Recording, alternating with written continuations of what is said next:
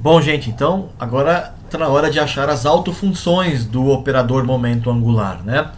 Para isso, a gente vai fazer uma mudança de coordenadas de cartesianas para esféricas. Até agora a gente está trabalhando sempre em coordenadas cartesianas. Eu vou converter tudo em coordenadas esféricas, né? Bom, lembrando que no começo, né, eu escrevi o momento angular em coordenadas cartesianas. Eles eram dados, né?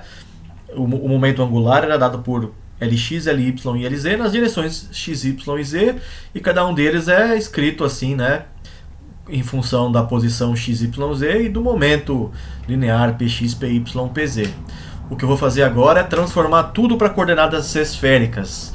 Não vou entrar em detalhes, obviamente, porque é super complicado algebricamente para deduzir na mão. Dá para fazer, assim, é complicado, mas é trabalhoso, mas não é complicado. Fazendo todas essas manipulações algébricas que vocês têm aqui nos slides, vocês vão descobrir que o operador momento angular em coordenadas esféricas é dado por isso daqui, né? Ele está escrito nas direções φ e θ. Esse Eφ e Eθ são esses versorezinhos que estão aqui, ó. Φ, né, é o ângulo azimutal, é o ângulo aqui, o ângulo das coordenadas polares, φ, né, no plano xy.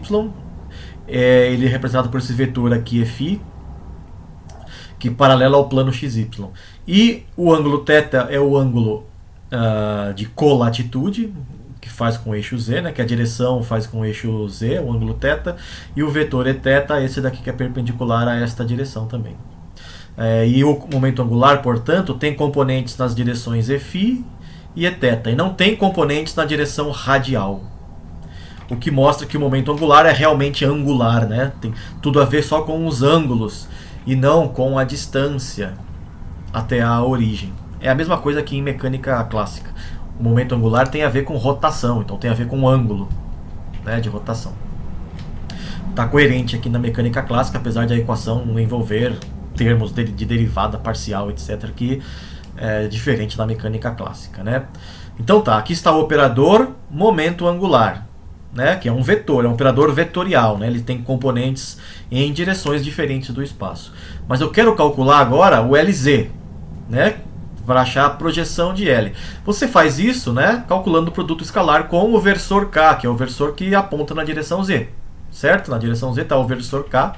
Fazendo este produto escalar e simplificando com o que a gente viu neste slide aqui, que é tudo que você sempre quis saber sobre coordenadas esféricas, mas tinha medo de perguntar, usando esses fatos que estão aqui, você descobre que o Lz em coordenadas esféricas é bem mais simples, né? É só menos i, h cortado, del, del φ. Lembrando que em coordenadas cartesianas ele era dado por isso aqui, né? X, py menos y, px. Um pouquinho mais complicado, né? Do que em coordenadas esféricas, onde ele é simplesmente menos i, h cortado, del, del φ. Fica como exercício, se vocês quiserem fazer, achar expressões para Lx, Ly e os operadores escada. Já vou adiantando que a solução é bem mais complicada do que só isso aqui para o Lz. Bom, o que eu quero também calcular é o operador L ao quadrado, é o módulo ao quadrado do momento angular. Você pode calcular fazendo o produto escalar de L por ele mesmo, sendo que o L agora é dado por esse bicho aqui inteiro. Agora sim, dá muito mais trabalho, tá? Tem que fazer um monte de conta, que eu vou deixar para quem tem interesse tentar fazer, se quiser, né? Você descobre que o operador L ao quadrado em coordenadas esféricas é isso aqui, ó. É bem mais complicado, tá?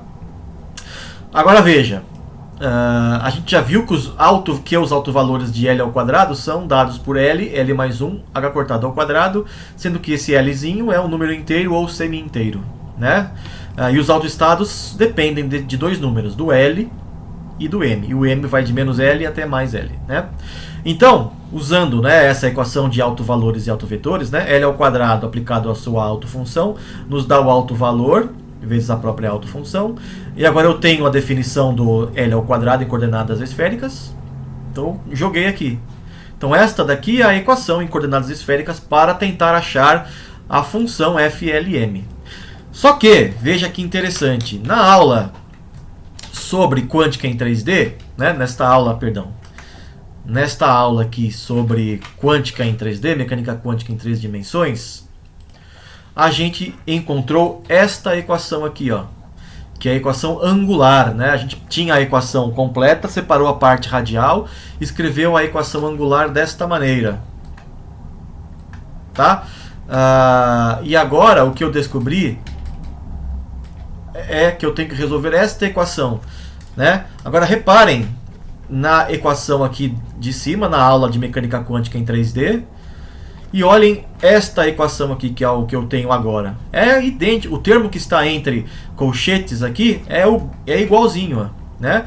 1 sobre seno, del φ, del θ, seno de θ, del θ, né? Tá aqui, ó.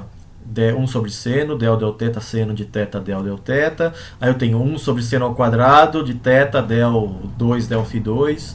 Aqui também, ó. Aí do outro lado eu tenho lambda y, que é o que eu estou procurando nesse caso aqui. Aqui eu tenho um número vezes a função. É tudo igual, certo? Eu só estou trocando f, lm por y, né, lm. O que nos leva a concluir, sem precisar resolver esta equação, que já está resolvida naquela aula, que os autoestados do operador L ao quadrado são os harmônicos esféricos. Tá aí a dedução. Bem simples agora, né? Desde que eu... Bem simples assim, entre aspas, né? Porque eu tive que fazer todas essas contas aqui para conseguir chegar nesta equação aqui. Tá? Mas tá, enfim, tá aí a resposta, né? Os autoestados do operador L ao quadrado, do momento angular módulo ao quadrado, são os harmônicos esféricos y, l, m, que dependem de θ e de φ em coordenadas esféricas. Agora, como Lz e L ao quadrado têm os mesmos autoestados, né, a gente conclui também que os autoestados do operador Lz são os harmônicos esféricos. Mesma coisa, né, eles têm os mesmos autoestados, né? Uma outra coisa que a gente pode concluir, que não é difícil de mostrar, basta você ter paciência, é que o operador hamiltoniano em 3 dimensões comuta com Lz. Né? E como Lz comuta com L ao quadrado, o hamiltoniano também comuta com L ao quadrado. Certo?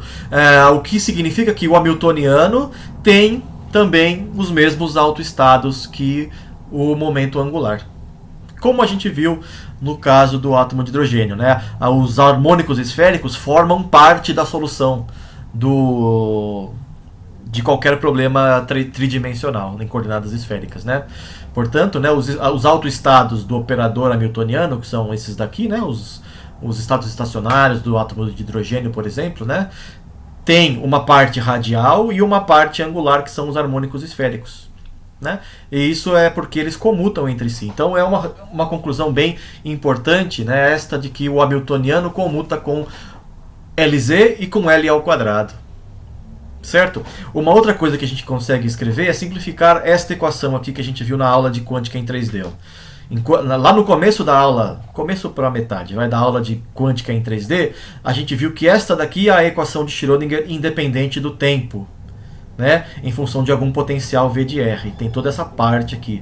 Mas se você reparar bem, o que a gente viu nesta aula aqui, esta parte aqui, ó, é a mesma coisa, parecida, pelo menos com o que aparece aqui nesta equação da outra aula. Tem a ver com L ao quadrado, isso daqui. Então a gente pode simplificar esta equação como isto daqui. Aparece o L ao quadrado. Ó. Tá? Então é uma outra maneira de você escrever de forma mais compacta a equação de Schrödinger independente do tempo. Tá legal? Existe agora, né, eu falei antes que tinha um spoiler, né, que os autoestados do momento angular eram os harmônicos esféricos. Isso foi um spoiler alert. Mas também existe um plot twist, tem uma reviravolta nessa história. Porque a gente viu na aula de quântica em 3D, que é essa daqui, que o número quântico L, deixa eu ver se eu acho aqui onde está dito isso. Aqui, por exemplo. Não, o número quântico L pode ser inteiro, positivo ou zero. Só pode ser um número inteiro, né? Agora a gente viu que também pode ser números semi-inteiros, né? Nessa teoria algébrica do momento angular, a gente descobriu que... Deixa eu voltar onde eu disse isso. Aqui, ó. O número quântico L também pode ser um número pela metade, né? Um número inteiro pela metade. Além de poder ser um número inteiro, completo. Então isso representa uma reviravolta na história. Né? A separação de variáveis, que foi o que a gente viu na aula de quântica em 3D, só permite números inteiros. Então, Você poderia pensar, esses números semi-inteiros são só um artefato, eles não têm significado físico. E aí eu descarto eles, né, como sempre falso. São soluções da matemática, mas que não têm significado físico. Se você pensasse isso, você estaria cometendo um grande erro. Tá? As soluções semi-inteiras têm muita importância, sim, só que em outro contexto, como a gente vai ver na próxima aula, quando falar de spin. Tá? No contexto da mecânica quântica, como a gente viu até agora, solução da equação de Schrödinger, realmente só os L inteiros têm importância. Só pode assumir valores L inteiros, tá? Para o cálculo dos harmônicos esféricos. Agora, os valores semi-inteiros têm sim a sua importância e a gente vai ver qual é na aula sobre spin, tá? Então é isso, gente. Até a próxima. Valeu!